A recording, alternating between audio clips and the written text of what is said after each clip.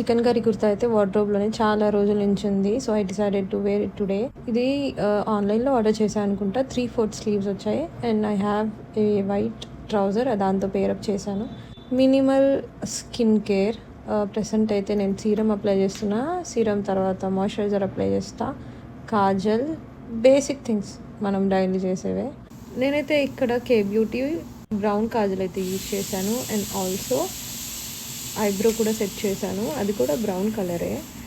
Lipstick పెట్టే ముందు కొంచెం లిప్ బామ్ అయితే అప్లై చేసుకున్నాను. ఇది కూడా కే బ్యూటీ లిప్స్టిక్. ఈ షేడ్ నాకు చాలా ఇష్టం అనమాట, సో రెగ్యులర్గా ఇదే యూస్ చేస్తా. నా దగ్గర ఉన్న కోమ్ అయితే వుడెన్ది. సో బాహుబలి లాంటి మా హస్బెండ్ దాని మీద చేయి పెట్టగానే అది 2 halves అయిపోయింది. ఐ మీన్ ఆయన లేస్తున్నప్పుడు ఒకసారి దాని మీద బరువు పెట్టారు, అది 2 halvesగా అయిపోయింది. ఇక్కడైతే నేను ఏ ఇయర్ రింగ్స్ వేసుకోవాలి అని చూసుకుంటున్నాను. ఈ వాచ్ అయితే నా బెస్ట్ ఫ్రెండ్ అయితే ఇచ్చింది, ఎప్పుడు వేసుకున్నా ఆమె తలుచుకోవడమే. ఇది నా ఫైనల్ లుక్.